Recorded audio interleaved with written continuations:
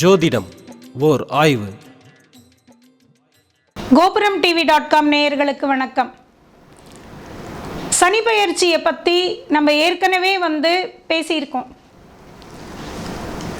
அஷ்டம சனி, ஏழரை சனி எல்லாம் நம்ம அந்த அளவுக்கு பயப்படணுமா அப்படிங்கிறது ஏற்கனவே நம்ம பேசின தலைப்பு. அப்படின்னாலும் சில விஷயங்களை பற்றி மக்களுடைய கருத்து வந்திருக்கவே திருப்பி அதை பற்றி பேச போகிறேன். இப்போ சனி மிகவும் பெரிய கிரகம், அளவில் மிகவும் பெரியது. அது அதனுடைய வேகமும் சுழற்சியும் ரொம்ப ஜாஸ்தி. 13.5 மணி நேரத்தில் அது தன்னைத்தானே ஒரு தடவை சுத்தின்றது. பூமியை விட பல மடங்கு, பல 1000 மடங்கு பெரிய கிரகம் ஒரு தடவை தன்னைத்தானே சுத்திக்கிறதுக்கே 13 மணி நேரத்தில் அது முடிச்சிடுறது. அப்படி இருக்கும் பொழுது அதனுடைய வேகம் எப்படி இருக்கும் அப்படிங்கிறது யோசிச்சு பாருங்கள். நாம் சனி கிரகத்தில் நிற்கணும் அப்படின்னா நிற்க முடியுமா அப்படின்னு யோசிச்சு பாருங்கள். சந்திரன் மிகவும் மென்மையான கிரகம், அளவில் ரொம்ப ரொம்ப சிறியது.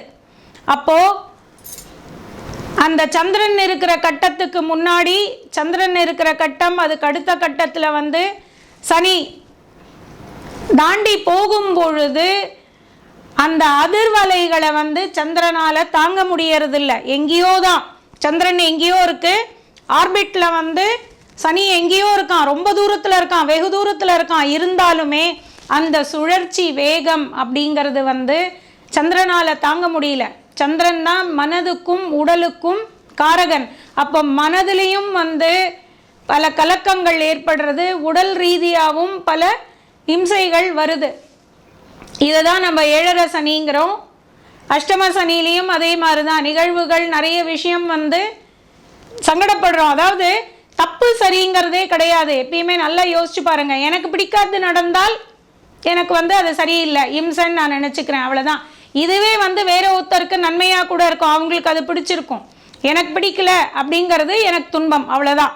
அதனால் இந்த அஷ்டம சனி, ஏழரை சனி நிகழ்வுகள்லாம் நம்மளுக்கு பிடிக்காததாகவும், மனதை கலக்கிறதாகவும், உடல் ரீதியாகவும் சில உபாதைகள் உண்டு பண்ணக்கூடியதாகவும் இருக்குது. இதில் நம்ம இப்போ வேதை அப்படிங்கிறதையும் பார்த்தோம்.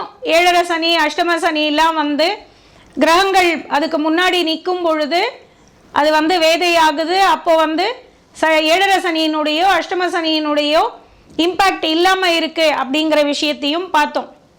அப்படி இருக்கிறச்சியும் இந்த 3வது கட்ட சனி, ஏழரை சனியில் 3வது கட்டமாக வர்றது ஆயுளுக்கு பங்கம் அப்படின்னு ஒரு பயம் வருது. அது எல்லாருக்குமே மாரகனாக தான் இருக்கணுங்கிற அவசியம் இல்லை. ஏழரை சனி பீரியடில் முடிஞ்ச வரைக்கும் கொல்லாமல் இருக்க தான் பார்ப்பான். ஏன்னா அவனே ஆயுஷ்காரகன். ஆயுஷ்காரகன், ஆயுளை கொடுக்க வேண்டியவனே ஆயுளை பறிச்சதா இருக்கக்கூடாது அப்படிங்கிறதுல நிர்ணயமாக இருப்பார் சனி. அதனால் ஏழரை பீரியடில் கண்டிப்பாக மாரகனாக தான் இருக்கும்னு பயப்பட வேண்டாம். இது காக்கா உட்கார பனம்பழம் விழுந்த கதை தான் உண்மை. ஏன்னா 3வது கட்ட சனிங்கிறது எந்த ஏஜுக்கு வரும்னு பாருங்க. இப்போ முதல் கட்ட சனியே 25, 26க்கு தான் வருதுன்னு வச்சுப்போம். முதல் ஏழரை சனியே 25, 26 வயசுக்கு தான் வருது அப்படின்னா 3வது கட்ட சனி ஒரு 30 வருஷம் வரணுமா? 27 வருஷத்துக்கு தான் அது திருப்பி ரிப்பீட் ஆக போகுது. 30 வருஷத்துக்கு ஒரு தடவை தான் சனி அதே கட்டத்துக்கு வரான்.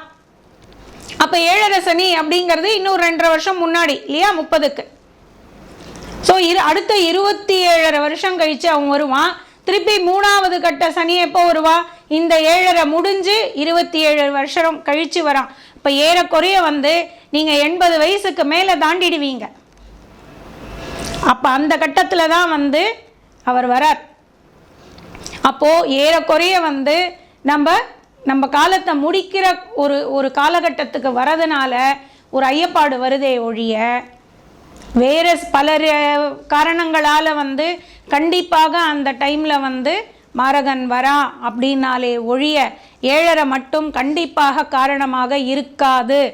ஏழரையில் கொல்றதுக்கு ஒரு தடவை 100 தடவை சனி யோசிப்பார். ஏன்னா ஆயுஷ் காரகன் அது வந்து எவ்வளோ அவருக்கு ஒரு ஒரு ஒரு கேவலம் அப்படிங்கிறத வந்து யோசிச்சு பாருங்க. ஆயுளை கொடுக்கக்கூடியவன் ஆயுளை பறிக்கிறது அப்படிங்கிறது வந்து ஒரு ஒத்துக்கொள்ள முடியாத ஒரு விஷயம். கொடுக்குறவங்க நானே, கெடுக்கிறதும் நானேன்னு எப்படி இருக்க முடியும்? அப்போ ஆயுளை கொடுக்கக்கூடியவர் ஆயுளை பறிச்சதா எப்படி இருக்க முடியும்? இருக்கக்கூடாது.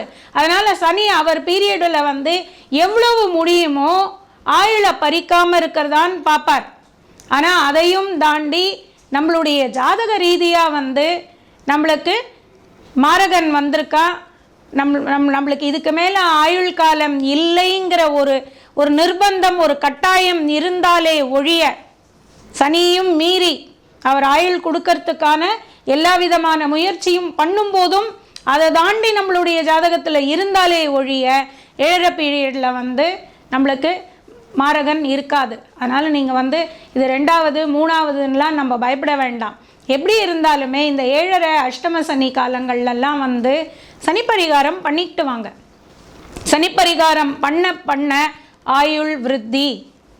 அடிக்கடி வந்து இல்லை, வருஷத்துக்கு ஒரு தடவை குலதெய்வம் கோவிலுக்கு எப்படி போகிறோமோ அந்த மாதிரி வந்து திருநள்ளாருக்கோ இல்லை எந்திரசனீஸ்வரர் கோவிலுக்கோ அந்த மாதிரி வந்து ஒரு தடவை போயிட்டு வர முடியுமா? போயிட்டு வாங்க. இரும்பு தானம் பண்ணுங்க, நீல கலரில் துணி தானம் பண்ணுங்க. சனி பகவானுக்கான வழிபாடு தொடர்ந்து பண்ணிக்கிட்டு இருக்கும் பொழுது உங்களுக்கு வந்து ஆயுள் விருத்தி தான். அதனால் இந்த 7.5 பற்றி தனியாக நீங்கள் எதுவும் வந்து ரொம்ப பயப்பட வேண்டிய அவசியம் ஒன்றும் கிடையாது. எங்கேயுமே போக முடியல, எதுவுமே பண்ண முடியலையா, இரும்பு அகல் விளக்கு வீட்லேயே ஏற்றுங்க. முடிஞ்சால் மாதத்தில் ஒரு சனிக்கிழமை இரும்பு தானம் பண்ணுங்க. இது பண்ணிக்கிட்டு வந்தாலே ஆயுள் விருத்தி. அதுக்கும் மேலே பயமாக இருக்கா, லக்னாதிபதியை வந்து இன்னும் கொஞ்சம் ஸ்ட்ரென்தன் பண்ணுங்க. உங்களுடைய லக்னத்துக்கு யார் அதிபதியோ அதுக்கான அதிதேவதையோ இல்லை அந்த கிரகத்தையேவோ, இப்போ சுக்கிரன் அப்படின்னால் சுக்கிரனுக்கு வந்து மகாலட்சுமி தேவதை. ஸோ மகாலட்சுமி வழிபாடை பண்ணலாம். உங்களுக்கு தெரியலையா, எதுக்கு யாருன்னு தெரியலையா, வேண்டாம், அந்த கிரகத்துக்கே பண்ணுங்க. நவகிரகத்தில் போய் சுக்கிரனுக்கு அர்ச்சனை பண்ணிக்கிட்டு வாங்க, விளக்கு போட்டுக்கிட்டு வாங்க. லக்னாதிபதியை வந்து ஸ்ட்ரென்தன் பண்ணும் பொழுது, சனியும் வந்து ஸ்ட்ரென்தன் பண்ணும் பொழுது கண்டிப்பாக வந்து ஆயுள் விருத்தி இருக்குது. 7.5 சனி 3வது கட்டத்தில் கண்டிப்பாக வந்து உங்களுக்கு ஏதாவது தீங்கு வரும் அப்படிங்கிற அந்த பயம் வேண்டாம். 2வதாக இருந்தாலும் சரி, முதல் சனியாக இருந்தாலும் சரி, இந்த ஆயுள் பங்கம்லாம் எதுவும் வராது. முடிஞ்சவரில் 7.5 சனியில் வந்து அவர் கொல்லக்கூடாதுன்னு தான் பார்ப்பார்.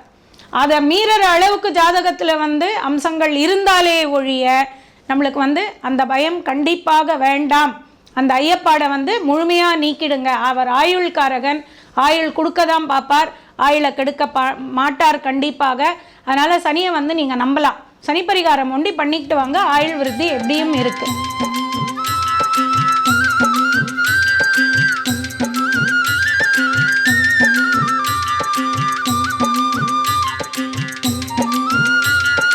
ஜோதிட ஆய்வு தொடரும்.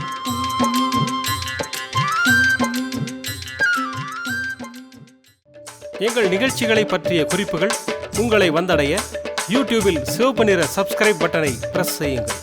மேலும் எங்கள் நிகழ்ச்சிகள் பற்றிய உங்கள் கருத்துக்களை யூடியூபில் பதிவு செய்யுங்கள். எங்கள் நிகழ்ச்சிகள் உங்களுக்கு பிடித்திருந்தால் லைக் செய்யுங்கள். மேலும் உங்களுக்கு பிடித்த மாணவர்களுக்கு ஷேர் செய்யுங்கள்.